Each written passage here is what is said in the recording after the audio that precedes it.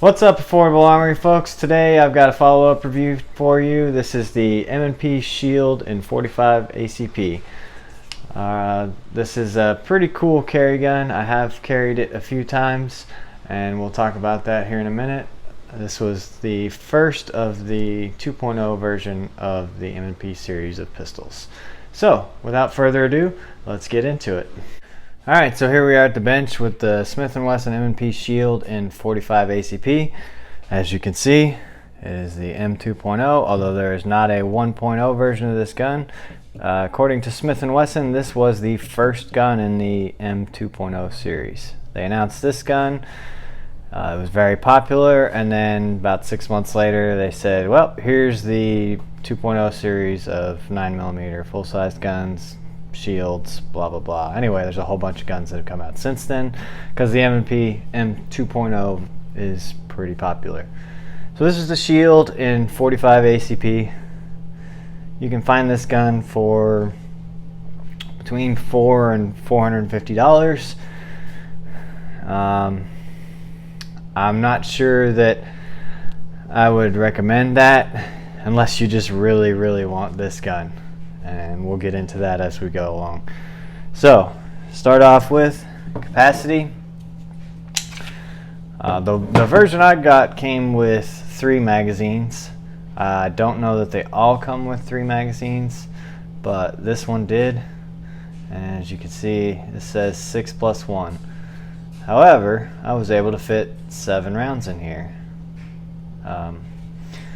and the reason I tried that is because 2 of these magazines it came with have this extra grip right here, which is kind of nice because as you can see when I put it in there I can get a full grip. The third magazine is a flush fit, and so you pretty much have that. See how my pinky's hanging off the end there? That's pretty much the grip you get. So it's kind of nice that it has this extended grip, and I was like, well, if it's extended, maybe I can squeeze one more round in there. Sure enough, you can. So thought that was pretty cool. But it's 6 or 7 rounds of 45 ACP, and then if you want a +1 in the chamber, there's that. I don't do that, but that's just me. I guess if you want to think comparably, this is a tiny little gun, but it has the same capacity as your standard 1911, for example.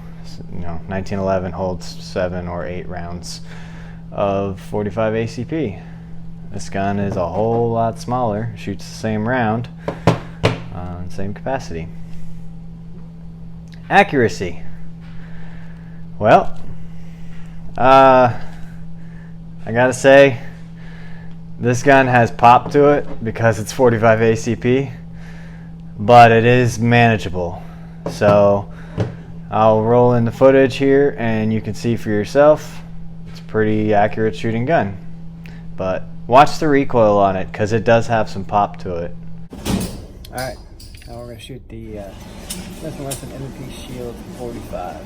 This should be fun. Targeted out at 5 yards. Here we go. See? You see what happens? You thought there was a bullet, so when you shot it, you went like that.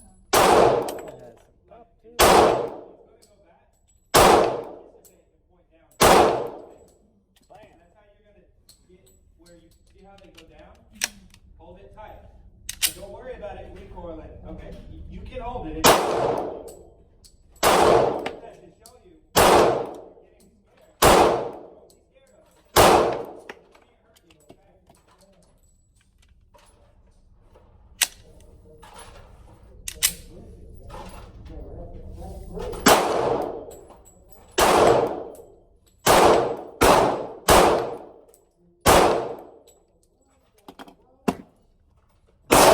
It's got some pop to it. But I love it. It shoots good.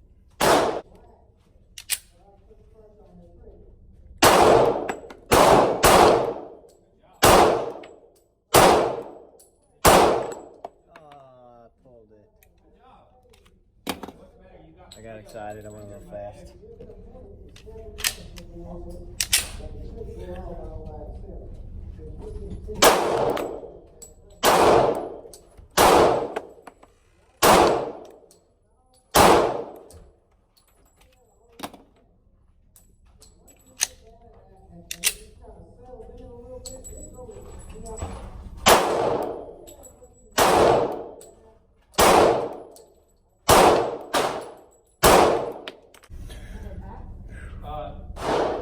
Let's do some one-handed shooting.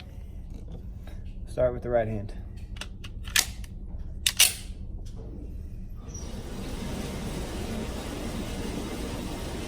Ooh, way low. There we go.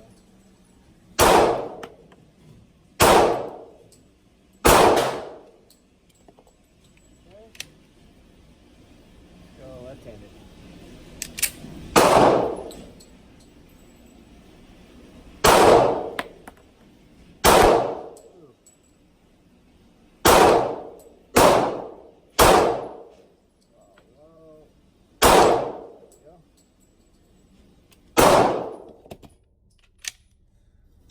Okay, back to both hands.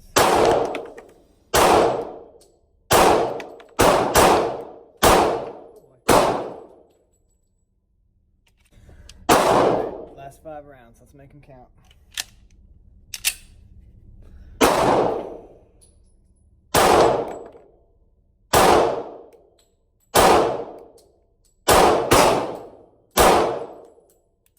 Ooh, didn't lock open.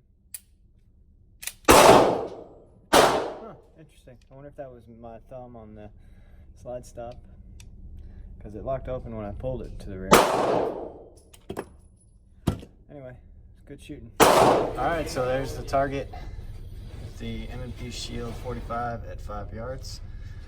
The ones I pulled, the one low and to the left there was right-handed, single-handed. And the other one down here, that was the first shot left-handed, one-handed. So the rest of them all right there in the middle. So I pulled the first shot with one hand, corrected, and they were in the middle. Pulled the first shot one-handed, corrected, and they're all in the middle. And the rest are all in the middle. So pretty awesome gun. Okay, so there you can see the M&P Shield 45. Pretty accurate shooting gun. Keep in mind, 45 makes bigger holes than 9mm, so you can be a little less accurate and make it look like you're still pretty awesome. I'm not advocating that in any way, shape, or form, but you know, if you got ego problems, maybe the 45 is your answer. Like, hey, I'm doing better because I have bigger holes. That's a joke. Reliability. Well, I have had 0 issues with this gun. It's 100% reliable. And I'd be lying if I said that. No, I haven't had any issues, but to say it's 100% reliable is fictional because no gun is 100% reliable. You will have malfunctions, period. I haven't experienced any yet with this gun. So, how about that? I haven't experienced any yet with this particular gun. How about that? Can't tell you how many rounds I've shot because I don't do round counts. Round counts are dumb, guys. Unless you're shooting 1,000 rounds in one session, which is both time consuming and expensive, and terrible for your gun because guns get hot, parts melt. Yeah. So that's even not an accurate test, honestly. You go shoot 1,000 rounds through your gun in one sitting and expect that to be a test of long-term duration? No, I don't think so. Now 1,000 rounds over a period of 5 sessions shooting 200 rounds at a time, that's a different story. You know, and you take notes of what happened in each of those 200 round sessions, then do a tally. If you had 0 malfunctions at that point, I'd probably say reliable gun. I'm not there yet with this gun. So ergonomics and feel. So if you watched my video on the M&P 2.0 compact, I'm pretty much going to say the exact same thing. This gun is awesome. The grip here is very sandpapery. It's a nice aggressive texturing, and feels good in my hands. It's also got the fish scale slide serrations. The controls are all very easy to access. It's got the front slide serrations, which are next to useless, but they're there. Again, if I wanted to, I could do a press check. I don't, because press checks are dumb. But you know, if that's your thing, go for it. And yeah, that's about it for ergonomics. Like I said, go watch my video on the M&P 2.0 compact. Pretty much the same. The only difference being this one is slimmer because it's a Shield.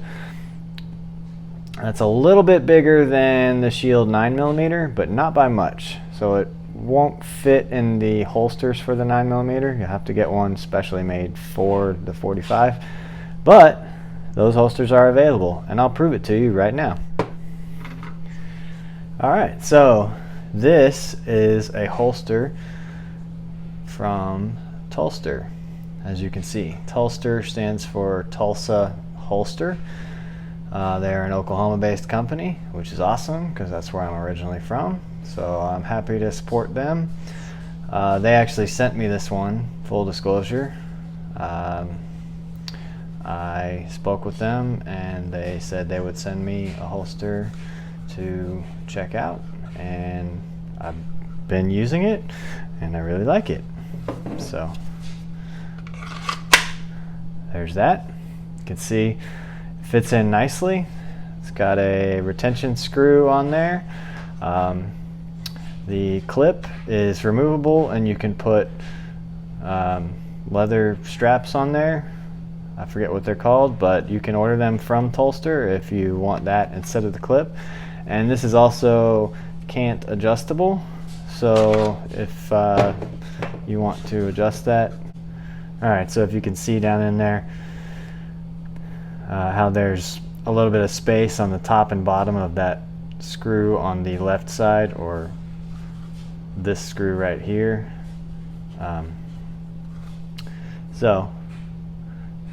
You can loosen that screw and then move it accordingly to adjust your cant angle.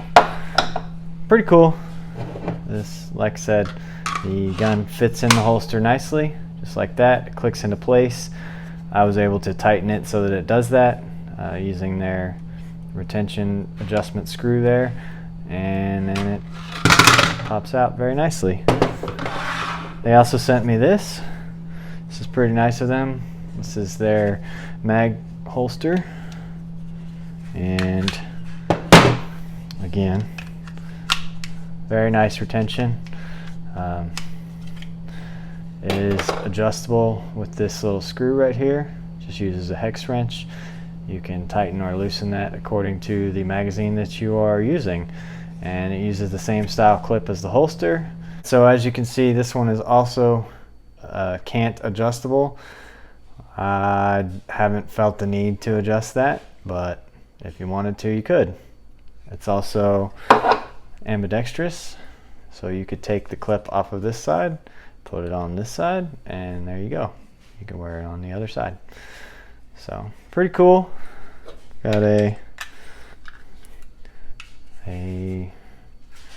holster and a mag pouch for the Shield 45. Again, that's from Tulster. Tulster.com. I'll put a link where you can find them, and that's that. Alright, so just like on the M&P 2.0 compact in 9mm, you have this hinge trigger here. So you press like this to deactivate that safety, and then you have a little bit of take up. There's the wall right there. You can feel it's a pretty hard wall. And then you press and it breaks. Reset it. There's your audible reset if you're into that type of thing, and press it again. So not the greatest trigger.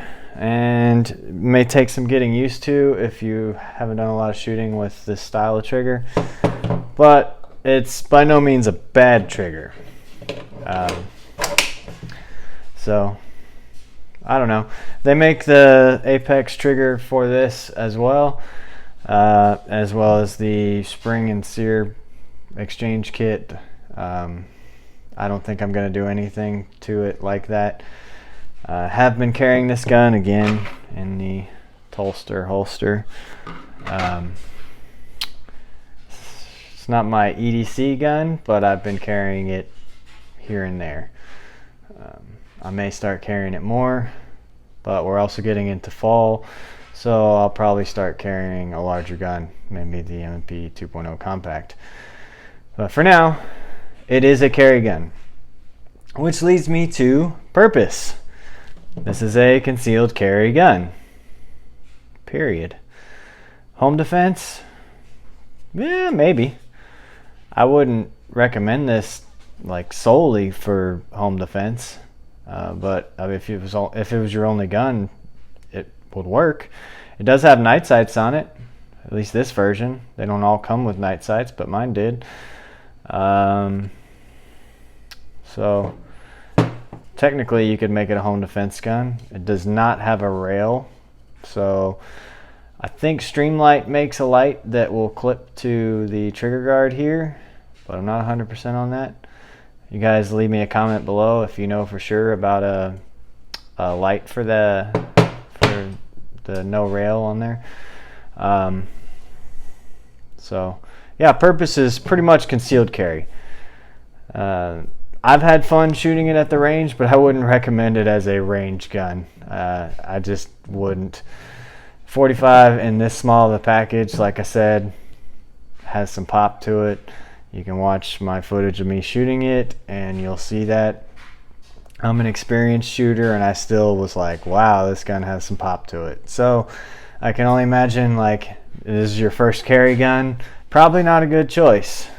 You know, maybe you've been carrying for a while and you want something other than a 1911 and 45, sure, good option, because it's smaller than a 1911, shoots the same round as a 1911, kind of a bit old school.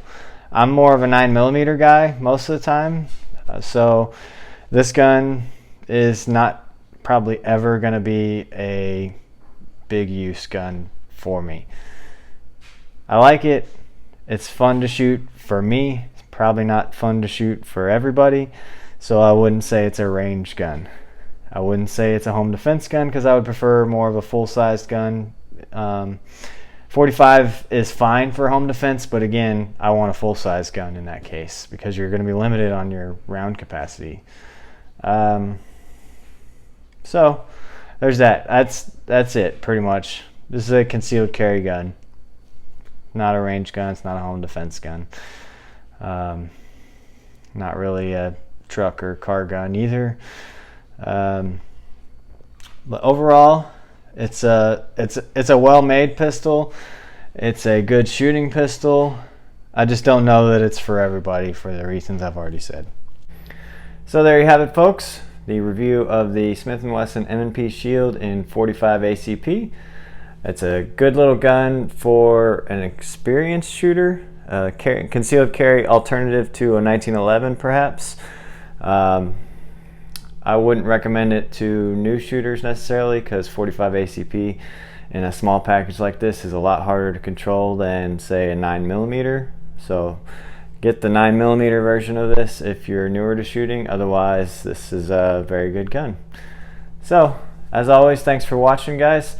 Please like and subscribe to the channel. Head over to affordable-armory.com. Pick up some merch to help support the channel. Follow us on Instagram at Affordable Armory, and like and follow the Facebook page. That's where you'll see updates for when we post new videos and when we have new blog posts. And thanks for watching.